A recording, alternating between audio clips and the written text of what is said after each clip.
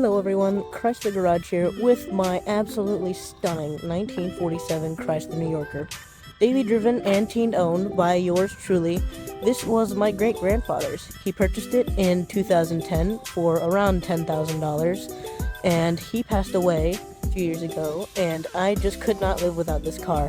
So I convinced my dad to buy it for maybe $3,000, I don't know. And here we are today. Me and my grandpa do most of the work on it. Completely stock with the original straight 8 underneath the hood. Not original paint, it has been repainted once, but it has been repainted in the original color. The white walls have obviously been added, as it had horrendous rubber band white walls. There will be a picture of those on the screen right now. And let's just get into this. So like I said earlier, this car has been repainted once. As you can tell, the previous owner may have done it a little bit too thick. As you can tell, there are paint chips all over the body. But what old car is an old car without paint chips, am I right? Now, of course, since it is the Christmas season, I had the perfect opportunity to completely decorate my car for Christmas. But I can tell you right now, it does not take a lot to make this car look gorgeous. Of course, under the trunk we have a toolkit, lead additive, the original spare tire, cardboard, charger, and the actual tool to take your tire off, and this tire off, in the event of a very unfortunate blowout. Of course, inside we have these gorgeous plush reupholstered seats. It did have the original seats, as you can see in the picture on the screen right now, but those were just tattered and torn on the front. The back ones were fine, but we figured it didn't look right if we just got one done, so we went ahead and got both seats done, as well as the armrests. Of course, your occasional wear and tear, but what's to expect of a 76-year-old car? Now, of course, you have your dash, but of course, this is incredibly tiny to be calling it a dash. I can barely fit my hand on there, probably if I moved it more towards the middle. But you've got your necessities. You've got heat, amps, oil and fuel, and of course you've got your speedometer. Mine does not work, so I have to adjust my speed with the traffic. Of course, with this being a very expensive car of the 1940s, you have working turn signals, both of which work, and every now and then this actually will spring back into place when it decides to, after you make your turn. I've got good old vacuum operated windshield wipers. There's low speed, and of course high speed. Of course, you have your gorgeous center console here with all of your knickknacks, doodads, and what's-its you could possibly want. Headlights, dash lights, temperature control, defrost, and heater fan. Of course, if this were optioned with a radio, you would have a radio right here and dials to tune it. And this clock does not work, but you can move it around like that. Staying on the topic of heaters, you've got your right heater and your left heater. Now, unfortunately, the original horns do not work, so me and my grandpa had to do a little makeshift. Here you've got your passenger light, perfect for when it's dark outside or hard to see. You've got your fog light. And I'm not quite sure what this does. And if you could tell me in the comments, that would be so kindly appreciated. It kind of wiggles around.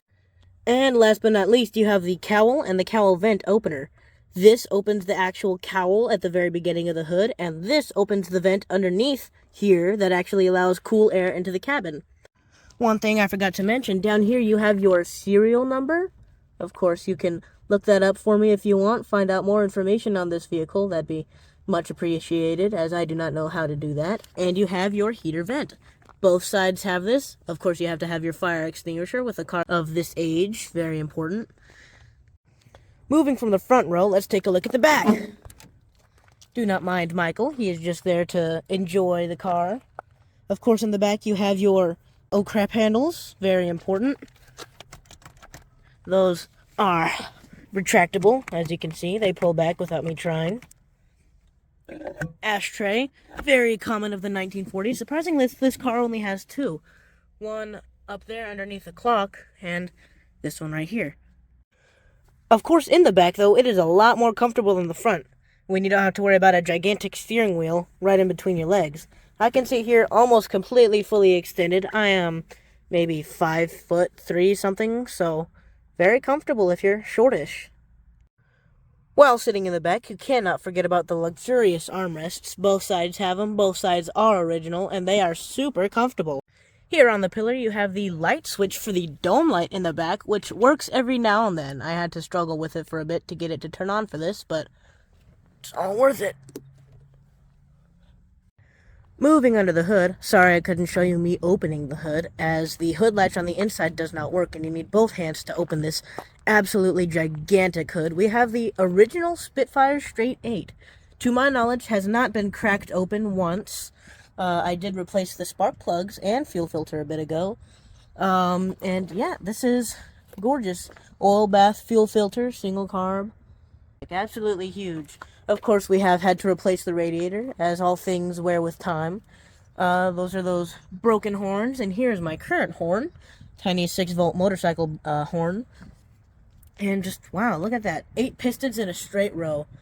The wiring in the car has not been redone, and it probably should be sometime soon. The heating, what you use to turn on the heat in the car, broke a while ago, so my grandpa simply just took it off and decided to have it on all the time. So there's constant heat blowing through the car. That can be annoying during the summer, but what are you going to do about it? During the winter, it's not too bothersome. So, yeah. Now, unfortunately, I'm not going to Hoovie's garage it and drive it while I have a camera in my face, as I'm too unexperienced and am driving too nice of a car to be, a hazard on the road. But here is the engine, gorgeous and running. And I hope that with my preservation, this car will be here for many more years to come. If you have any questions, please leave them in the comments below. Thank you for watching, and goodbye.